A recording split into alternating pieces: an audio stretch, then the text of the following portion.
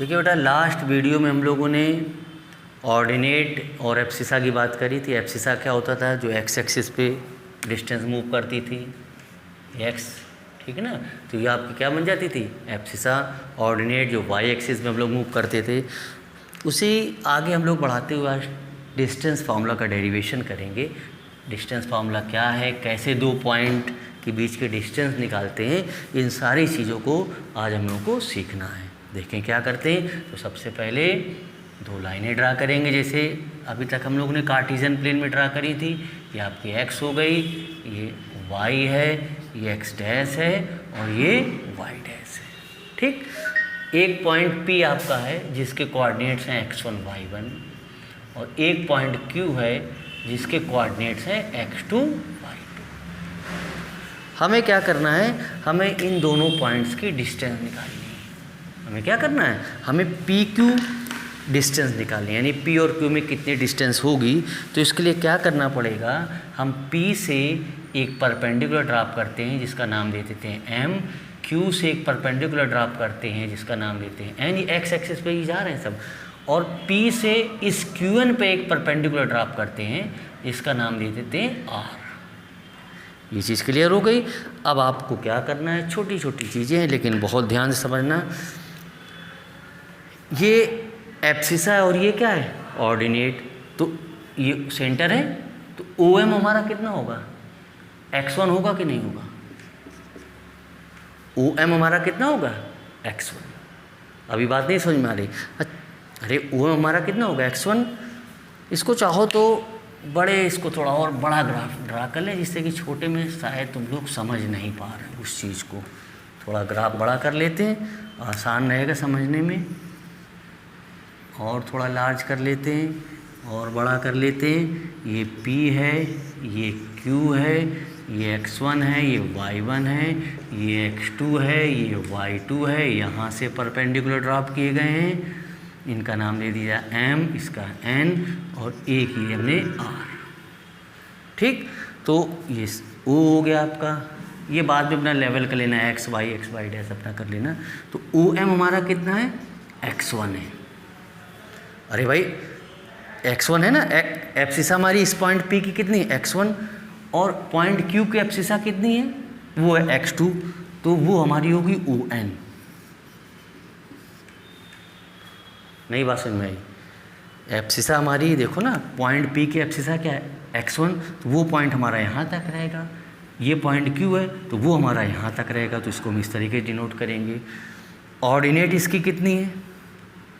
यानी PM हमारा कितना होगा? y1। इसको अलग कर लो, ऐसे लिख लो OM is equal to x1, ON is equal to x2। ठीक है ना। और PM कितना होगा आपके पास? PM होगा आपके पास y1 और QN कितना होगा आपके पास? y2। ये हमारा पूरा कितना है? QN हमारा होगा y2 और ये हमारा कितना होगा? y1। भाई ये तो आपकी हॉरिजेंटल चलती है और ये वर्टिकल। ये हॉरिजेंटल, ये वर्टिकल। x चलेगा हॉरिजेंटल, y चलेगा वर्टिकल, x चलेगा हॉरिजेंटल, y चलेगा वर्टिकल। तो y1 हमारा कितना हुआ? PM होगा और y2 हमारा कितना हुआ? QN। ठीक। अब क्या करेंगे? ध्यान से देखो, ये पूरा हमारा x2 है। ध्यान से देखो, ये हमारा पूरा कितना है? x2।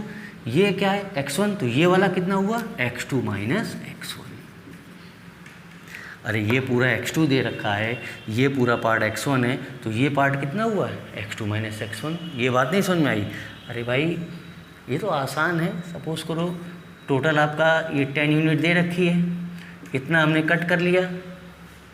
भाई ये 10 मीटर लेंथ थी, 5 मीटर लेंथ कट कर ली, तो रिमेनिंग कितनी आएगी? रिमेनिंग कितनी बची?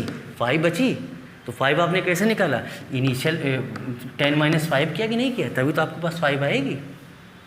तो ये x2 था, ये x1 था, तो बचा कुचा कितना हुआ? x2 minus x1। ऐसे ही ये हमारा कितना है? y1। ध्यान से देखो, ये हमारा कितना है? y1। ये हमारा कितना? y2। तो ये वाला कितना बचा कुछ आएगा? y2 minus y1। ये x2 माइनस x1 है तो ये भी x2 माइनस x1 हो जाएगा। ये 90 डिग्री का केस है। ठीक है ना। अब इस ट्रायंगल पे जो कि 90 डिग्री का एंगल बना रहा है, तो यहाँ पे हम पाइथागोरस थ्योरम अप्लाई करेंगे। ठीक, इसको यहाँ से हम इरेज कर रहे हैं। बात समझ में आ रही। अब यहाँ पे हम क्या अप्लाई करेंगे, पाइथागोरस थ्योरम। तो पाइथागोरस थ्योरम में आपको जाहिर सी बात है कि 90 डिग्री है तो ये हाइपो हो गया, तो हमारे पास क्या आएगा, ध्यान से देखो भाई, P Q square equal to कितना बनेगा, P Q square equal to P R square plus Q R square. ठीक है ना। P Q square, P Q तो पता ही करनी है, पी आर कितना है, पी आर कितना है x2 minus x1 whole square, Q R कितना है y2 minus y1 whole square. So P Q आपके पास कितनी आएगी, under root x2 minus x1 whole square plus y2 minus y1 whole square. तो ये आपका फार्मूला बन गया, डिस्टेंस फार्मूला। अब कहीं कहीं किताबों में जानते हैं आप ऐसे भी देखेंगे, P Q is equal to under root x1 minus x2 whole square plus y1 minus y2 whole square, ऐसे भी लिखा मिलेगा। तो डरने की ज़रूरत नहीं है, ठीक है ना। x2 माइनस x1 करो, x1 माइनस x2 करो, सेम थिंग, क्योंकि माइनस आएगा तो स्क्वायर उसको पॉजिटिव बना देगा। अच्छा, पी क्यू और डिस्टेंस हमेशा पॉजिटिव होगी, नेगेटिव नहीं होगी। पी क्यू पढ़ो या क्यू पी पढ़ो, एक ही मायने होंगे, इसमें डरने वाली बात नहीं। पी क्यू आपसे कहेगा फाइंड करो या क्यू पी फाइंड करो, एक ही चीज़ आ जाएगी। तो ये आपका फार्मूला हमने डिराइव किया, डिस्टेंस फार्मूला। ठीक, अब अगर हम इसी डिस्टेंस फार्मूले को यूज़ करना है, अगर ओरिजिन से हमें किसी पॉइंट की डिस्टेंस निकालनी है, ठीक है ना। अभी तो 2 पॉइंट हमारे अलग दे रखे थे, ओरिजिन से कोई मतलब नहीं था। अब ओरिजिन से अगर हमसे कहे कि डिस्टेंस निकालिए, तो ओरिजिन के लिए क्या करेंगे, समझ लेते हैं। ओरिजिन से कैसे डिस्टेंस निकलेगी, ध्यान से देखो। ये हमने पॉइंट ले लिया P, जिसके कोऑर्डिनेट्स हैं x, y, और ओरिजिन की तो हमेशा 0, 0 रहते ही हैं। ठीक, अब हमें इसकी OP डिस्टेंस निकालनी है। तो OP डिस्टेंस का कैसे निकलेगी, अंडर रूट x माइनस, यानी ये x1 है, ये y1 है, ये x2 है, ये y2 है। तो x2 कितना है, x, फार्मूला यहाँ लगा रहे हैं ये वाला, x2 माइनस x1। सो x माइनस, पहले शायद फार्मूला लिख ही लेना, कन्फ्यूज़ ना हो जाओ, x2 minus x1 whole square plus y2 minus y1 whole square. So P is equal to under root x1 y1 x2 y2, मान के चलते हैं ये x1 है, ये y1 है, x2 y2। तो x2 कितना है, x1 तो 0 ही है। ठीक, तो x में 0 हो जाएगा तो x square plus y square, ये आपका आ गया OP। ये चीज़ क्लियर हो गई। तो ये हमने क्या सीखा, ये हमने सीखा डिस्टेंस फार्मूला किस तरीके से। अब इसके कुछ क्वेश्चन, 2 क्वेश्चन हम लोग देख लेते हैं, उनका किस तरीके से यूज़ होगा, इसको समझ लेते हैं, इसको रब कर लेते हैं। और आसान था, कोई ज़्यादा इसमें आपको मेहनत वाली बात नहीं। डेरिवेशन पेपर में पूछा नहीं जाता, लेकिन फिर भी मालूम होना चाहिए किस तरीके से आता है, ठीक है ना। और बाकी अभी 2 सवाल लगाते हैं हम लोग, इस पर कैसे सॉल्व करना भी पता चल जाएगा। पेपर में आता ज़रूर भाई, बहुत ईजी होते हैं, कोई ज़्यादा टिपिकल नहीं होते।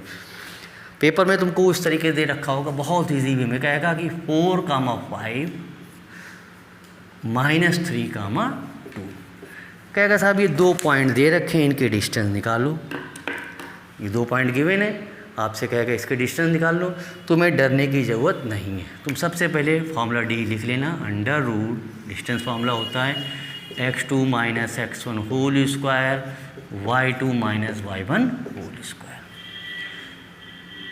ये x है, y है, इसको हम लिख लेंगे, ऊपर ही लिख लेंगे x1, ये है y1, ये है x2 और ये है y2। लिख लिया करो, जो क्वेश्चन दिया करे उसके ठीक ऊपर लिख लिया करो coordinates, x1 y1 x2 y2। अब यहाँ अप्लाई कर दो। x2 कितना आपके पास -3, x1 कितना 4, y2 2, y1 5। तो भाई अब बताओ ये सॉल्व करना पड़ेगा हमें। -3 -4 तो -7 होल स्क्वायर, -3 होल स्क्वायर। अब इसको तुम सॉल्व कर लेना, -7 स्क्वायर 49 + 9। ये तो आसान है, कर लेंगे ना। कभी कभी क्वेश्चन अब तुमको दूसरा दे देगा, कुछ ट्रिग्नोमेट्रिकल यूज आपसे पूछेगा। आपसे इसलिए पूछा जाएगा कि आपको आइडेंटिटी पता है ट्रिग्नोमेट्री की। आपसे कहेगा कि साहब cos theta minus sine theta, और माइनस कॉस थीटा और साइन थीटा। कहेगा साहब इसका डिस्टेंस निकालो इन दोनों की, तो इसमें डरने की कोई ज़रूरत नहीं तुमको। हमने बताया था ये x1 है, ये y1 है, ये x2 है, ये y2।